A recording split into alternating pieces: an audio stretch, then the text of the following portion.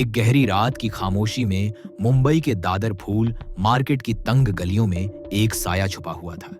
चारों ओर लाल पीले गेंदे के फूलों की खुशबू फैली थी, लेकिन उस साये के दिल में बारूद की महक बस चुकी थी।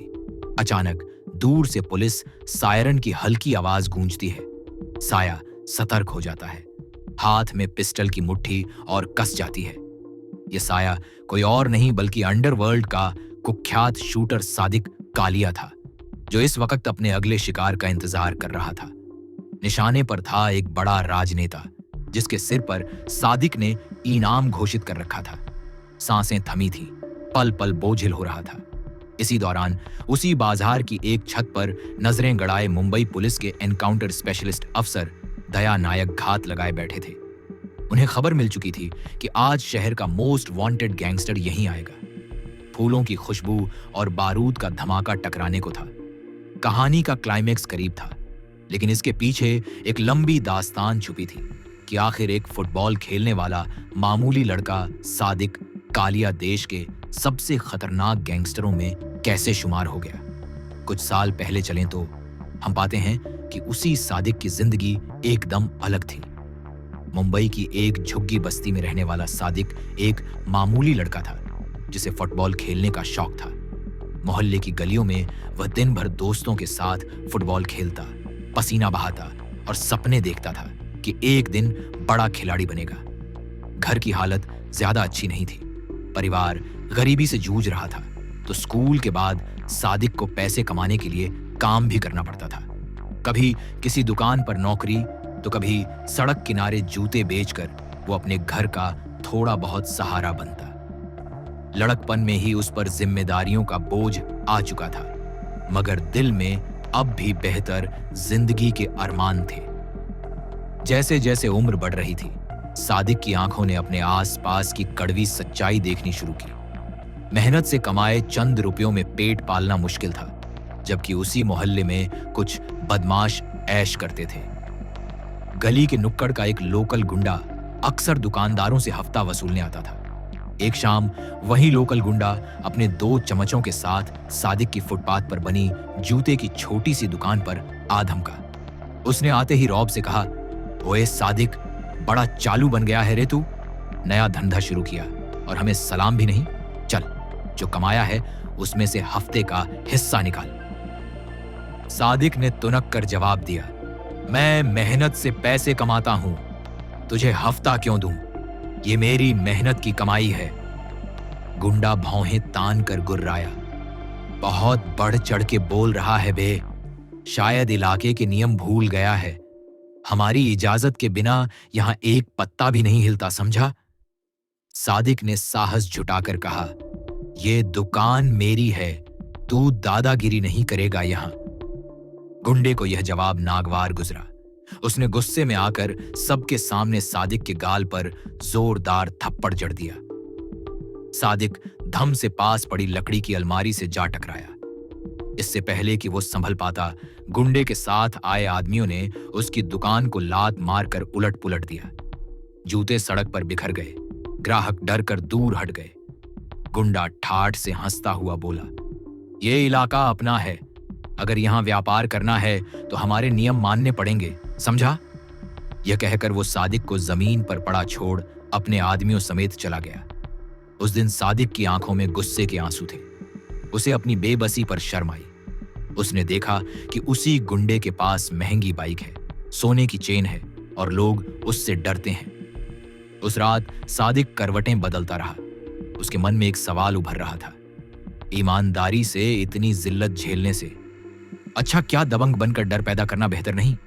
धीरे धीरे उसके दिल में अपराध की दुनिया के प्रति आकर्षण बढ़ने लगा। जिन गुंडों से वो नफरत करता था, अब उन्हीं जैसा बनने की चाह उसमें जाग रही थी, ताकि कोई फिर उसे यूं अपमानित न कर सके। धीरे धीरे सादिक ने अपनी राह बदलने का फैसला कर लिया। उसने पढ़ाई और ईमानदार नौकरी से मुंह मोड़ लिया और उसी लोकल गैंग के लड़कों के साथ उठना बैठना शुरू कर दिया, जिसने उसे जलील किया था। शुरुआत छोटे मोटे कामों से हुई, कभी कहीं धमकी देकर पैसे वसूलना, तो कभी किसी प्रतिद्वंद्वी पर नजर रखना। सादिक इन कामों में निडर और तेज साबित हुआ। कुछ ही समय में उसने अपनी बेखौफ हरकतों से उस मोहल्ले में नाम कमाना शुरू कर दिया। एक बार एक दुकानदार ने हफ्ता देने से इनकार किया तो सरेआम सादिक ने उसकी दुकान पर तोड़फोड़ कर दी और उसे बुरी तरह पीटा। आसपास के लोग दहशत से उसे देखने लगे। जिस लड़के को कल तक सब सीधा साधा समझते थे, अब उसकी आंखों में अजीब सी वहशियत चमकने लगी थी। उस घटना के बाद गैंग के बड़े सरगना की नजर सादिक पर पड़ी। उन्हें एहसास हुआ कि इस लड़के में दुस्साहस है और उसे बड़ा खेल खेलने के लिए तैयार किया जा सकता है। सादिक के घर वाले भी उसकी बदलती आदतों को महसूस कर रहे थे।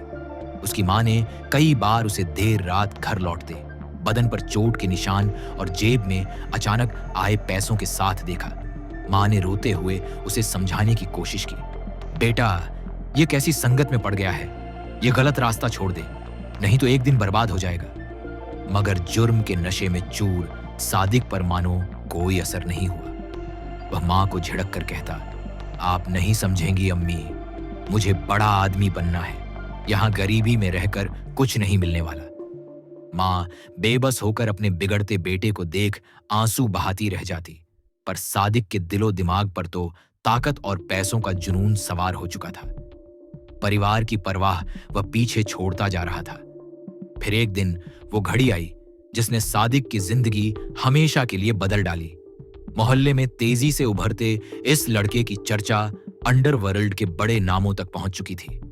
दाऊद इब्राहिम के खास गुर्गे छोटा शकील ने सादिक को खास मुलाकात के लिए बुलाया। मुंबई के एक सुनसान गोदाम में रात के अंधेरे में सादिक की मुलाकात शकील से हुई। शकील ने उसकी तरफ गहरी नजर डाली और सीधा सवाल दागा, सुना है बड़ा नाम कमा रहा है तू, हमारे गैंग में शामिल होना चाहता है? सादिक की धड़कनें तेज थीं। उसने हां में सिर हिलाया। शकील ने सिगरेट का कश लेते हुए कहा, काम आसान नहीं है, वफादारी साबित करनी पड़ती है, एक इम्तिहान है तेरे लिए। सादिक ने जिज्ञासा से देखा। शकील की आंखों में क्रूर चमक थी। उसने हुक्म दिया, अपने बहन के शौहर को मार डाल, फिर पता चलेगा कि तेरे अंदर कितना दम है। जो अपने खून का ना हो सका वो ही हमारे काम आएगा। यह सुनकर सादिक के पैरों तले जमीन खिसक गई। अपने ही बहनोई का कत्ल, उसका दिल एक पल को कांपा। बचपन से जिस शख्स को भाई मानता आया, जिसे परिवार का हिस्सा माना, अब उसे ही मारना था। सादिक के दिमाग में बहन का चेहरा घूम गया, वो बहन जिसने उसे हमेशा प्यार दिया था। लेकिन अगले ही पल उसने अपनी आंखें बंद की और गहरी सांस ली। अपराध की दुनिया में आगे बढ़ना था तो दिल को पत्थर बनाना ही था। उसके सामने दो रास्ते थे, या तो पीछे हट जाता और हमेशा के लिए एक मामूली गुंडा बनकर रह जाता, या इस दरिंदेपन की परीक्षा देकर अंडरवर्ल्ड का बेताज बादशाह बनने की ओर कदम बढ़ाता।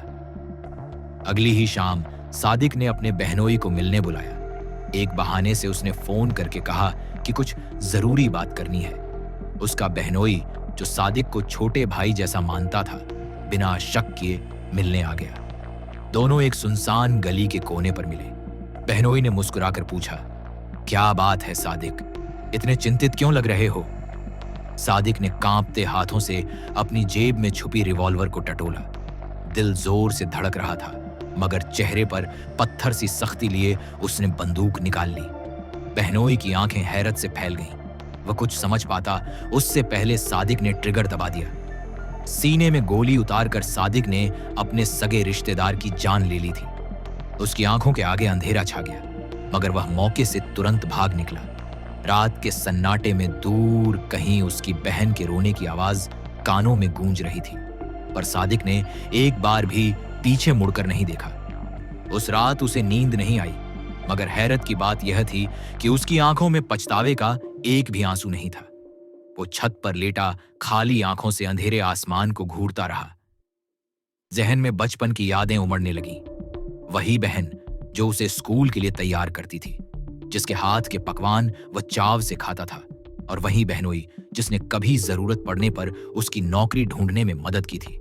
एक पल को उसके भीतर का इंसान चीखा, ये तूने क्या कर दिया सादिक? मानो आत्मा फट पड़ी हो। पर अगले ही क्षण कालिया ने सर झटका और जबड़े भींच लिए। वह जानता था अब भावुकता दिखाने का कोई फायदा नहीं। जो होना था वो हो चुका था। उसने मन ही मन खुद को कांपने से रोका और तय किया कि अब कभी पीछे मुड़कर नहीं देखेगा। उस रात दिल से बची खुची इंसानियत भी जैसे दम तोड़ गई, मानो इंसानियत की आखिरी किरण भी उसके दिल से बुझ चुकी थी। सुबह होते ही शहर में सनसनी फैल गई कि एक आदमी को बेरहमी से गोली मारकर हत्या कर दी गई है। कोई सोच भी नहीं सकता था कि कातिल मृतक का अपना साला है, लेकिन सादिक ने इस जुर्म की खबर खुद ही अपने नए आका छोटा शकील तक पहुंचाई। उसने खाली आवाज में फोन पर कहा, काम हो गया। शकील ने जवाब में क्रूर हंसी हंसते हुए उसे दाद दी। इसी के साथ सादिक को अंडरवर्ल्ड की दुनिया में विधिवत जगह मिल गई। शकील ने ऐलान किया, आज से तू अपना आदमी है, सादिक कालिया। इस खून के बाद मानो सादिक ने पिछली जिंदगी से सारे रिश्ते तोड़ लिए और जन्म हुआ मुंबई के अंडरवर्ल्ड में एक नए नाम कालिया का, जो आने वाले सालों में खौफ का दूसरा नाम बनने वाला था। कालिया अब डी कंपनी का चहेता शूटर बन चुका था। छोटी मोटी सुपारियों से लेकर बड़े दुश्मनों को ठिकाने लगाने तक हर खतरनाक मिशन के लिए उसका नाम आगे आने लगा। वह बेहद बेखौफ और बेरहम था।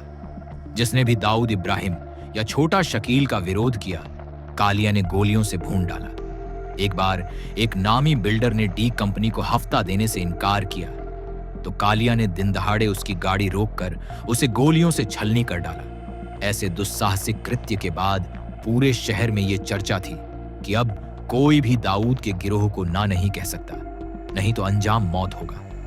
जल्द ही वह गिरोह के एक अन्य शूटर सलीम चिकना के साथ मिलकर काम करने लगा। दोनों ने मिलकर कई वारदातों को अंजाम दिया। लाशों की तादाद बढ़ती गई और पुलिस की फाइलों में सादिक कालिया का नाम मोस्ट वांटेड अपराधियों की सूची में सबसे ऊपर चढ़ता गया।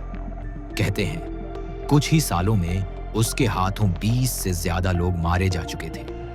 1993 के मुंबई धमाकों के बाद अंडरवर्ल्ड में फूट पड़ चुकी थी। कभी एक साथ रहने वाले दाऊद इब्राहिम और छोटा राजन अब कट्टर दुश्मन बन गए थे। दाऊद ने कराची में बैठकर मुंबई पर राज करने की ठान ली और उसके दाहिने हाथ छोटा शकील ने शहर में मोर्चा संभाल रखा था। दूसरी ओर छोटा राजन और अरुण गावली जैसे डॉन अपने अपने गैंग के साथ दाऊद की बादशाहत को चुनौती दे रहे थे। इस गैंग वार में रोज गोलियां चलती थीं और सुपारी लेकर हत्या करना आम बात हो चली थी। पुलिस की सख्ती के बावजूद गिरोह एक दूसरे के खून के प्यासे थे। इसी खूनी खेल में कालिया जैसे शार्प शूटर सबसे बड़े मोहरे थे, जो अपने आका के इशारे पर किसी की भी जान लेने को तैयार रहते थे। साल 1997 में कालिया को एक ऐसा टारगेट मिला जिसने उसकी दहशत को 7वें आसमान पर पहुंचा दिया। मुंबई के कुख्यात डॉन अरुण गावली ने अपराध की दुनिया से राजनीति में कदम रखा था और अपनी पार्टी अखिल भारतीय सेना ABS बनाई थी।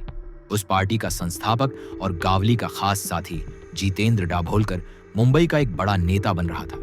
डाभोलकर हमेशा अंगरक्षकों से घिरा रहता था और उसे मारना नामुमकिन सा था, मगर डी कंपनी ने ठान लिया था कि गावली की बढ़ती ताकत को कुचलना है। शकील ने इस मिशन के लिए कालिया और एक अन्य शार्प शूटर मुन्ना झिंगड़ा को चुना। कई हफ्तों तक दोनों ने डाभोलकर की दिनचर्या की रेखी की। अगस्त 1997 की एक दोपहर डाभोलकर अपने दोस्त से मिलकर लक्ष्मी इंडस्ट्रियल एस्टेट की इमारत से बाहर निकल रहा था। बाहर की सड़क पर भीड़ थी, लेकिन अचानक दो नौजवानों ने तेजी से उस पर गोलियां बरसानी शुरू कर दी। AK-47 जैसी राइफल और स्टार पिस्टल से निकली गोलियों ने पलक झपकते डाभोलकर को छलनी कर दिया। अंगरक्षकों को संभलने का मौका ही नहीं मिला। हमला इतना अचानक और ताबड़तोड़ था कि कुछ ही सेकंड में डाभोलकर ने वहीं दम तोड़ दिया। हमलावर बाइक पर सवार होकर हवा की तरह निकल भागे। इस सनसनीखेज कत्ल ने पूरे शहर को हिलाकर रख दिया। अखबारों की सुर्खियां चीख उठीं, बड़ा राजनेता दिन दहाड़े ढेर। इस वारदात ने अरुण गावली के सियासी ख्वाबों को चकनाचूर कर दिया। दाऊद शकील गैंग की धमक फिर पूरी मुंबई अंडरवर्ल्ड पर साबित हो गई और सादिक कालिया का खौफ चरम पर पहुंच गया। उसके पुराने मोहल्ले में लोग हैरान थे कि कल तक गली में फुटबॉल खेलने वाला छोरा आज ऐसा खूंखार दरिंदा बन गया है। जो पड़ोसी कभी उसके परिवार को तिरस्कार की नजर से देखते थे, अब कालिया का नाम सुनते ही सहम जाते थे। यहां तक कि माएं अपने शरारती बच्चों को भी डराने लगी। आम लोगों की नजर में कालिया किसी खूंखार भूत से कम नहीं था। इस हाई प्रोफाइल हत्या के बाद पुलिस की नींद उड़ गई। शहर की क्राइम ब्रांच ने अपनी पूरी ताकत इन कातिलों को पकड़ने में झोंक दी। जांच पड़ताल में पता चला कि ये काम अंडरवर्ल्ड के शार्प शूटर मुन्ना झिंगड़ा और सादिक कालिया ने किया है। कुछ महीने बाद पुलिस ने झिंगड़ा को एक ठिकाने से भारी असलहे के साथ गिरफ्तार भी कर लिया, लेकिन कालिया अपना ठिकाना बदलता रहा और कानून की पकड़ से दूर रहा। हर वारदात के बाद वह किसी सेफ हाउस में छुप जाता या शहर छोड़कर गायब हो जाता। पुलिस के छापे कई बार उसके बिल के पास पहुंचे, लेकिन वो हर बार हाथ आने से पहले फिसल जाता। पुलिस के छापों से बचने के लिए वह लगातार ठिकाने बदलता था, कभी दक्षिण मुंबई की चाल में तो कभी उपनगरों में किसी रिश्तेदार के पुराने मकान में वह परछाई की तरह ओझल रहता। दाढ़ी मूंछ बदल लेना, नाम बदलकर होटल में कमरा लेना, लोकल फोन की जगह सैटेलाइट फोन का इस्तेमाल, ऐसे अनगिनत पैंतरे वह अपनाता था। पुलिस के लिए उसे पकड़ना मानो रेत को मुट्ठी में बांधने जैसा हो रहा था। अपराध की दुनिया में उसके बढ़ते कद के साथ साथ पुलिस की चिंताएं भी बढ़ रही थीं। उधर अंडरवर्ल्ड में भी कालिया की बढ़ती दहशत से उसके दुश्मन खौफ खाने लगे थे। छोटा राजन और अरुण गावली के गिरोह उस पर हाथ साफ करने की ताक में थे। कहते हैं एक बार राजन ने अपने 2 शार्प शूटर भेजे कालिया को खत्म करने के लिए। रात के अंधेरे में उन हमलावरों ने कालिया की गाड़ी पर गोलियां बरसाईं, मगर किस्मत से कालिया बाल बाल बच निकला। पलटकर उसने उन पर ऐसा वार किया कि एक हमलावर वहीं ढेर हो गया और दूसरा घायल होकर भाग खड़ा हुआ। इस नाकाम कोशिश के बाद दुश्मन और सतर्क हो गए, पर कालिया का हौसला और बढ़ गया। उसे लगने लगा था कि वो अजेय है। आखिरकार वो दिन भी आया जिसका पुलिस को बेसब्री से इंतजार था। साल 1999 के अंत तक खबर मिली कि सादिक कालिया ने एक बेहद बड़े शिकार को निशाना बनाने की ठानी है। यह शिकार था मुंबई का एक मशहूर शिवसेना सांसद, जिसका नाम अंडरवर्ल्ड की हिट लिस्ट में आ चुका था। कहा जाता है कि उस नेता ने खुलेआम दाऊद गिरोह की आलोचना की थी और संभवतः दाऊद इब्राहिम को चुनौती दी थी। डी कंपनी ने इसका जवाब खून से देने का फैसला किया और इस काम के लिए चुना गया उनका सबसे भरोसेमंद शूटर सादिक कालिया। कालिया ने अपनी योजना पूरी कर ली। उसे जानकारी मिली थी कि वो सांसद रोज सुबह दादर इलाके में स्थित एक मंदिर जाता है और वापस आते समय फूलों की मशहूर मार्केट के पास से गुजरता है। वहीं पर वार करना सबसे सही मौका था। उसने अपने कुछ साथियों के साथ मिलकर उस सुबह फूल बाजार में पहले से पोजीशन ले ली। सूरज उगने से पहले ही दादर का फूल मार्केट सजना शुरू हो गया था। चारों तरफ रंग बिरंगे फूलों की टोकरी, मालाएं, खुशबू और गहमा गहमी, लेकिन उन फूलों के बीच मौत छुप कर बैठी थी, अपने शिकार का इंतजार करती हुई। उधर मुंबई पुलिस भी अलर्ट थी। एनकाउंटर स्पेशलिस्ट दया नायक को एक खबरची से भनक मिल चुकी थी कि कालिया आज शिवसेना नेता पर हमला करने वाला है। दया नायक ने तुरंत एक टीम तैयार की और चुपचाप दादर फूल मार्केट के आसपास जाल बिछा दिया। कुछ पुलिस वाले साधारण ग्राहक बनकर बाजार में घूम रहे थे, तो कुछ छुपकर छतों पर निगरानी कर रहे थे। दया खुद फूलों की एक दुकान के पास अखबार पढ़ने का नाटक करते हुए खड़ा था, लेकिन उसकी निगाहें चारों ओर कालिया को तलाश रही थीं। सुबह लगभग 6 बजे का समय रहा होगा। अचानक भीड़ में दया ने एक परछाई सी देखी जिसे वो पहचानता था। चेहरे पर दाढ़ी, आंखों में वही हवस भरी चमक, हाथ में डीली शर्ट के अंदर छुपी पिस्तौल। सादिक कालिया वहां अपने निशाने के आने के इंतजार में घुल मिल कर खड़ा था। उस सांसद के साथ एक निजी अंगरक्षक भी था जो चौकन्ना नजर आ रहा था। मंदिर से सड़क की ओर बढ़ते हुए नेताजी के हाथ में पूजा का प्रसाद था और पीछे कुछ दूरी पर उनकी कार इंतजार कर रही थी। कालिया ने अपने दिमाग में पूरे हमले का प्लान पहले से बना रखा था। जैसे ही निशाना ठीक सामने आएगा, वो एकदम करीब जाकर सिर में गोली उतार देगा। जैसे ही सफेद कुर्ता पायजामा पहने वह सांसद मंदिर से लौटता दिखा, कालिया ने एक पल गंवाए बिना कमर से बंदूक निकाली। लेकिन उससे पहले कि वो ट्रिगर दबाता, चारों ओर से आवाजें गूंज उठी, पुलिस, हथियार फेंक दे कालिया। अगले ही पल बाजार में अफरा तफरी मच गई।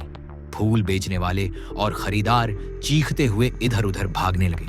एक पल को कालिया को एहसास हो गया था कि पुलिस ने उसे चारों तरफ से घेर लिया है और अब बच निकलना नामुमकिन है। आत्मसमर्पण नाम की चीज उसकी जिंदगी की डिक्शनरी में थी ही नहीं। उसे पता था कि अगर वो हथियार डालेगा तो या तो तुरंत एनकाउंटर में ढेर हो जाएगा या जिंदगी भर सलाखों के पीछे सड़ेगा। इसलिए उसने ठान लिया कि आज वह आखिरी सांस तक मुकाबला करेगा। कालिया ने खुद को घिरा देख सरेंडर करने के बजाय गोली चलाने का फैसला किया। उसकी आंखों में एक बार को जुनूनी आग चमकी और उसने पिस्तौल तान कर अंधाधुंध फायरिंग शुरू कर दी। पहली ही गोली सीधे जाकर इंस्पेक्टर दया नायक के बाएं पैर में लगी। दया एक दर्दनाक चीत्कार के साथ गिरते गिरते खुद को संभालकर एक खंभे की आड़ में आ गया, मगर बाकी पुलिस वालों ने मोर्चा संभाल लिया। जवाब में चारों ओर से पुलिस ने भी गोलियों की बौछार कर दी। कुछ सेकंड के लिए फूलों के मार्केट में जैसे जंग का मैदान बन गया। गुलाब और गेंदे के फूलों की पंखुड़ियां हवा में उड़ने लगी, टोकरी उलट गई, लोग चिल्लाते हुए दुकानों के नीचे छिप गए। सादिक कालिया ने कुल 6 गोलियां दागी, पर कोई निशाने पर नहीं लगी। वह बुरी तरह घिर चुका था, मगर उसके पैर पीछे नहीं हटे। आखिरकार एक पुलिस की गोली आकर उसकी छाती के पार निकल गई। सादिक लड़खड़ाया, फिर एक के बाद एक और 2 गोलियां उसे आ लगी। इस भयंकर गोलीबारी के चंद पलों बाद ही कालिया लहूलुहान होकर सब्जी और फूलों के गत्तों पर गिर चुका था। उसके हाथ से पिस्तौल छूटकर दूर जा गिरी। अचानक गोलियां चलनी बंद हो गईं। चारों ओर धुएं और मिट्टी की गंध थी। हवा में फूलों की महक के साथ बारूद की बू घुल चुकी थी। पुलिस वाले धीरे धीरे आगे बढ़े। दया नायक लंगड़ाते हुए, घायल पैर से खून टपकता हुआ अपनी पिस्तौल ताने सबसे आगे आया।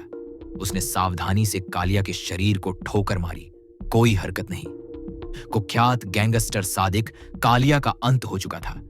वर्षों से मुंबई पुलिस जिसकी तलाश में जुटी थी, वो हमेशा के लिए खामोश पड़ा था। पुलिस टीम ने तुरंत इलाके को अपने कब्जे में ले लिया। घायल दया नायक को एक साथी ने कंधे का सहारा देकर उठाया।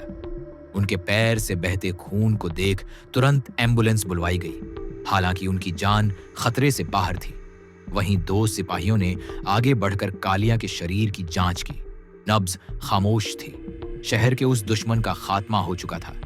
वायरलेस सेट पर खबर भेज दी गई, टारगेट डाउन, ऑपरेशन पूरा हुआ। कुछ ही मिनटों में मौके पर पुलिस की जीपों और एम्बुलेंस की सायरन गूंजने लगी। आसपास छिपे हुए लोग भी डरते डरते बाहर निकलने लगे। उन्होंने देखा कि जिस शख्स का नाम लेते हुए वे कांपते थे, वो कालिया अब सड़क पर लहूलुहान पड़ा था। किसी को यकीन नहीं हो रहा था कि शहर का वो भूत जैसा खौफनाक आदमी आखिर मिट्टी में मिल चुका है। कुछ देर बाद एम्बुलेंस और मीडिया की वैन वहां पहुंच चुकी थी। अगले दिन अखबारों में खबर छपी, दादर के एनकाउंटर में मोस्ट वांटेड गैंगस्टर ढेर। मुंबई के लोगों ने चैन की सांस ली कि चलती फिरती दहशत का खात्मा हो गया। उधर पुलिस विभाग ने राहत महसूस की कि शहर के सिर से एक बड़ा खतरा टल गया। कहते हैं जिस सुबह सादिक के मारे जाने की खबर उसकी बहन को मिली, वो स्तब्ध रह गई। उसकी आंखों से आंसू निकल आए, पर वो समझ नहीं पाई कि ये आंसू गम के हैं या उस हैवान के अंत से मिले अजीब से सुकून के। आखिर जिसका भाई उसके पति का कातिल हो, उसके मरने पर खुशी मनाए या मातम, ये कभी न सुलझने वाली उलझन बनकर उसके दिल में रह गई। इस तरह सादिक कालिया का अंत हुआ। कभी गली मोहल्ले में फुटबॉल के सपने देखने वाला एक आम लड़का अपने गलत चुनावों की वजह से मुंबई का कुख्यात गैंगस्टर बना और आखिरकार अपराध की दुनिया में उसी अंजाम को पाया जिससे कोई भी अपराधी बच नहीं सका है। सादिक ने चंद साल खूब नाम, पैसा और खौफ कमाया, लेकिन बदले में अपनी इंसानियत, अपना परिवार सब गंवा दिया। जिस हथियार के दम पर वो दूसरों की जिंदगी छीनता रहा, आखिरकार उसी हथियार की गोलियों ने उसकी कहानी का अंत लिख दिया। उसकी दास्तान सबको यही सबक देकर जाती है कि अपराध का रास्ता चाहे कितनी भी ताकत क्यों न दे दे, उसका आखिरी पड़ाव हमेशा बर्बादी ही होता है। दरअसल मुंबई के अंडरवर्ल्ड की यही सच्चाई है। यहां जुर्म करने वाले चाहे कुछ वक्त के लिए राज्य कर लें, उनका अंजाम अंततः कालिया जैसा ही होता है। न जाने कितने युवा लालच और गलत संगत में पड़कर अपने जीवन को इसी तरह अंधकार में धकेल देते हैं। इसीलिए सादिक कालिया की कहानी उन सब के लिए एक सबक ही है कि अपराध का रास्ता कभी किसी का भला नहीं करता है।